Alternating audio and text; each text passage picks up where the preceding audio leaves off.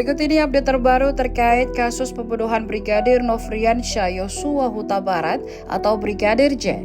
Kali ini kuasa hukum keluarga Brigadir J, Kamarudin Simanjuntak, meminta agar terdakwa Ferdi Sambo CS diberikan tes narkoba. Menurut Kamarudin, hal tersebut merespon terdakwa yang dinilai sering berhalusinasi dan kemungkinan efek penggunaan narkoba.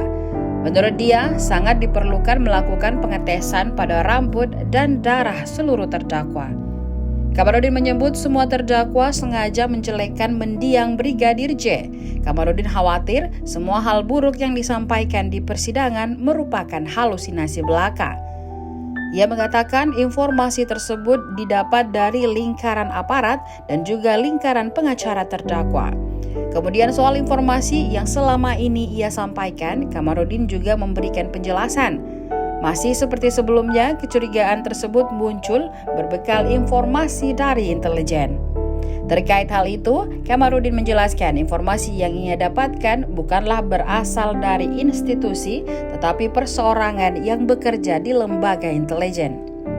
Sementara itu, terkait sidang untuk terdakwa Ferdi Sambo dan Putri Chandrawati akan dilanjutkan pada Selasa 22 November 2022. Sebelumnya, sidang tertunda pekan lalu karena alasan menjaga suasana kondusif saat acara konferensi tingkat tinggi atau KTT G20 Bali berlangsung.